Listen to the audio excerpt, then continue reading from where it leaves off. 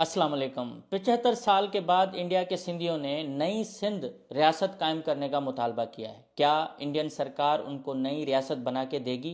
क्या ये मुतालबा जायज़ है?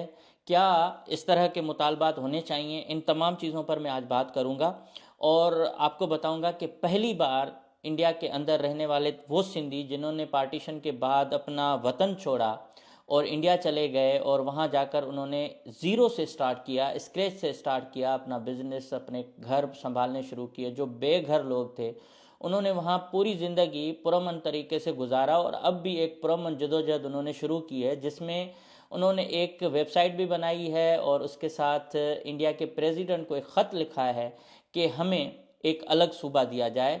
नया सिंध का उन्होंने जो नाम चूज़ किया वो है कि new Sindh state in India. इसके बारे में ये जो ख़त है, ये ख़त मेरे पास मौजूद है, मैं स्क्रीन पे भी फिर आपको दिखाऊंगा। लेकिन इसमें बहुत सारे सिंधियों से अभी जो है ना वहाँ पिटिशन्स वगैरह फाइल करवाई जा रही हैं। मतलब कि वेबसाइट के ज़रिए एक राब्ता मुहिम उन्होंने स्टार्ट कर दी है कि भाई सिंध का जो नया स्टेट होगा इंडिया में, उसके बारे में जो है आप ज़्यादा से ज़्यादा इस मूवमेंट को आगे बढ़ाएं, इस बात को आगे बढ़ाएं ताकि हम एक नई रियासत ले सकें। महेश कुमार मलकानी हैं कोलकाता से और इनका ये पूरा फिर एक नीचे बहुत सारे और लोग हैं जिनमें संगीता बापुली है एलएलबी कोलकाता, उसमें आनंद मनवानी है मुंबई से और चरण खिलानी है कोलकाता से, अर्जुन दास तनवानी हैं कोलकाता से और इसके साथ जो दूसरे ममालिक में भी जो रहने वाले इंडियन सिंधी हैं वो भी इस पर साइन कर रहे हैं और अपना नाम लगा रहे हैं। अच्छा, सिंधियों ने ये मुतालबा जो किया है उसके पीछे उन्होंने कुछ अपनी वजूहात बताई हैं, वो मैं पूरा एक्सप्लेन करूँगा आखिर तक, ताकि आपको मालूम हो कि भाई जो फिर सिंध के अंदर सूबा मांगने की बात हो रही है उसको क्या हम सही समझते हैं या नहीं।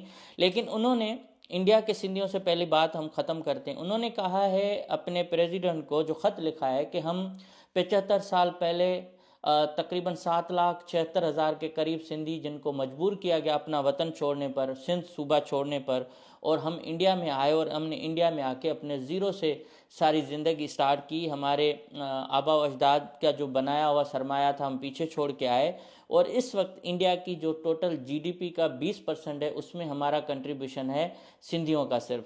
मतलब टोटल जीडीपी का जो अगर रेशो निकालें तो 20% हम सिंधियों की उसमें अपना शेयर है। इस तरह से जो लोकल इनकम टैक्स है उसमें 24% हम देते हैं और जो चैरिटी हो रही है, जो वहाँ क्या कहते हैं कि समाजी फलाह और बहबूद के काम है, उसमें हम 62% जो है ना सिंधियों का हाथ है।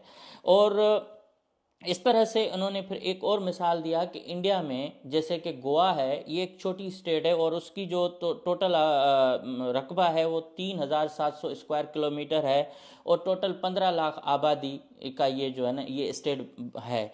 इसके साथ उन्होंने कहा है कि सिक्किम एक जो इनका स्टेट है वो बहुत दूर है पहाड़ों में, उनकी टोटल 6 लाख आबादी है और वो भी उन लोगों को दी गई है। अब 75 साल के बाद इनको ये एहसास होना शुरू हुआ है, सिंध के उन सिंधियों को जिन्होंने अपना वतन छोड़ा, उनको ये एहसास हुआ है कि हमारी ज़बान, हमारा कल्चर, हमारी तालीम और हमारा जो पूरा एक रीति रवायात हैं वो हमारी ख़त्म होती जा रही हैं, हमारी ज़बान ख़त्म होती जा रही है। इसलिए हमें नया सूबा दिया जाए ताकि हम वहाँ अपने कल्चर को प्रोमोट करें, अपने जो धर्म के अलावा बाकी काम है उनको हम वहाँ करें, क्योंकि हमारा समाज पूरा अलग है। हम सिंधी समाज के रीति रवायात जो हैं, ट्रेडिशंस हैं, वो टोटली डिफरेंट हैं दूसरों से और हम मिक्स होके रह गए हैं, हमारी ज़बान ख़त्म हो रही है। इन्होंने अपने लेटर में एक बड़ी इंटरेस्टिंग बात की है, वो भी मैं आपको उससे शेयर कर लेता हूँ।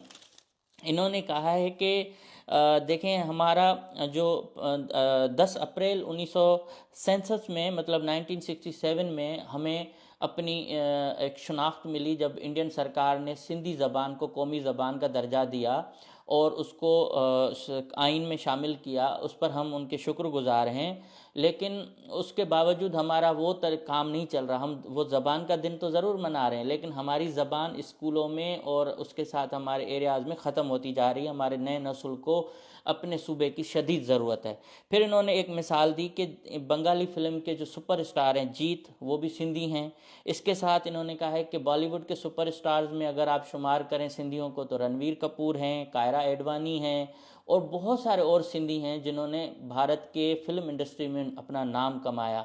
सिंध के तमाम लोग जो भी वहाँ से माइग्रेट करके इंडिया आए थे, उन्होंने अपना वहाँ एक प्रॉपर तरीके से बिज़नेस इस्टेब्लिश किए, अपना काम किया और इंडिया की मईशत को अपनी कंट्रीब्यूशन के ज़रिए बहुत बड़ा सहारा दिया। और अब हमें जो है ना एक नए सूबे की ज़रूरत है। उन्होंने एक बड़ी वाज़ेह बात की है जो डिफरेंट है हमारे पाकिस्तान के अंदर जो मुतालबात हो रहे हैं, उसमें से बहुत डिफरेंट बात है। वो ये है कि इंडिया के अंदर बहुत ऐसी जगह हैं जो खाली पड़ी हुई हैं, रकबा खाली पड़ा हुआ है, जहाँ कोई आबादी मतलब नहीं है, ज़मीनें खाली हैं, बंजर हैं, बारान हैं।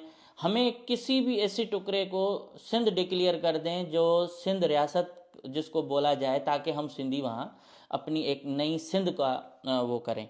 इससे पहले आपने देखा होगा कि जो यूपी सरकार है उसके चीफ मिनिस्टर हैं योगी साहब, उन्होंने अपने रिसेंट खिताब में कहा था कि हम सिंध सूबा वापस ले सकते हैं और क्यों नहीं ले सकते। तो इस तरह से उन्होंने एक कंट्रोवर्शियल स्टेटमेंट दी। बहरहाल अब आते हैं कि क्या सिंध के इन सिंधियों का मुतालबा जायज़ है।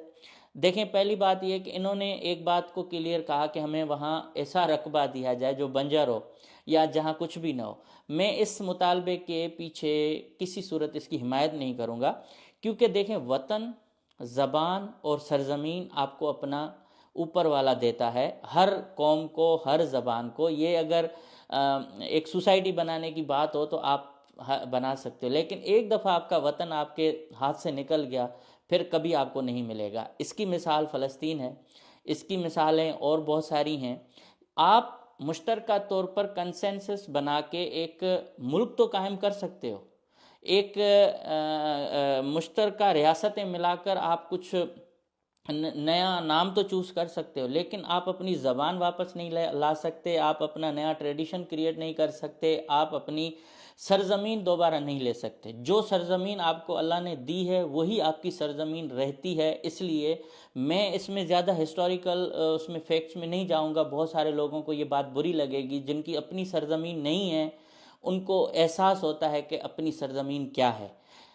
जिस तरह से कहते हैं ना कि माँ बाप का एहसास उसको होता है जिनके माँ बाप नहीं हैं, इसलिए इसी तरह से वतन का एहसास या अपनी सरज़मीन का एहसास उन लोगों को होता है जिनकी अपनी सरज़मीन नहीं है, चली गई है। अब इसमें आते हैं कि सूबा सिंध अंग्रेज़ सरकार सर चार्ल्स नेपियर के कब्ज़े से पहले कि जो है वो क्या था क्या नहीं था, एक इस पर पाकिस्तान बनने के बाद एक अलग किस्म की स्टोरीज़ क्रिएट की गई, मन घड़त तारीखें बताई गईं, और हम जो मुस्तकिल आबादियां हैं सिंधी और उर्दू स्पीकिंग, उनको लड़ाने और उनमें नफ़रतें पैदा करने की वजह से जो शहर में रहने वाला उर्दू स्पीकिंग था वो गांव देहात के लोगों को समझने के लिए न कभी वहाँ गया न वहाँ से कभी आया। जो लोग समझ रहे हैं उनकी बहुत बड़ी तादाद है जिन्होंने बुक्स लिखी हैं, जो अभी भी हमारे दीगर शहरों में रहते हैं। उनको पता है कि सिंध का कल्चर क्या है, सिंधी क्या है, और हमें पता है कि उर्दू स्पीकिंग क्या है। लेकिन जो एक तबका था जिसने नफ़रत फैलाने के लिए जिन एजेंसियों से पैसे लेके और उनके एक टाउट बन के जो काम किया, वो चाहे दोनों तरफ से हों, चाहे सिंधी हों चाहे उर्दू हों, उन्होंने वो नफ़रत की दीवार खड़ी कर दी जिसमें एक फ़ेक किस्म की हिस्ट्री बच्चों के जहनों में डाली गई। अब भी कराची जो है वो मैं अगर बात करूंगा तो 10 लोगों को एतराज़ होगा, क्योंकि उनको बैकग्राउंड का कोई पता ही नहीं है। वो लोग आए, उन्होंने आधे से ही बात शुरू कर दी, बात ख़त्म। आज भी उनके बहुत सारे सीनियर लोग हैं जिनको ये खुनक है कि सिंध का जहाँ नाम आता है तो वो सिंध का नाम सुनते ही उनको ब्लड प्रेशर आ जाता है, प्रॉब्लम आ जाती है। मतलब यहाँ सिर्फ सिंध का नाम है, जिससे लोगों को प्रॉब्लम आती है। आप पंजाब का नाम लें, कोई मसला नहीं, केपी का नाम लें, कोई इशू नहीं है, बलूचिस्तान का नाम लें, कोई इशू नहीं है। इसी तरह से आप किसी भी और ज़बान में, स्पेशली मैं देखता हूँ व्लॉगर्स को, जब वो पंजाबी में बात कर रहे होते हैं, उर्दू चलते चलते पंजाबी बात करें, कोई किसी को प्रॉब्लम नहीं होती। लेकिन जैसे ही सिंध का नाम आएगा या सिंधी बोलना शुरू करेगा तो एक अजीब सी एक आग भड़क उठती है बहुत सारे लोगों में। अब आपको मैं ये बात बता दूं, देखें, मेजॉरिटी जो आम उर्दू स्पीकिंग है उन भाइयों को नए सिरे से थोड़ा सा हिस्ट्री को पढ़ना चाहिए और उसके बाद उन रूट काज को देखना चाहिए कि नफ़रतें कैसे फैली, हमें भी और उनको भी। अब मामला आता है कि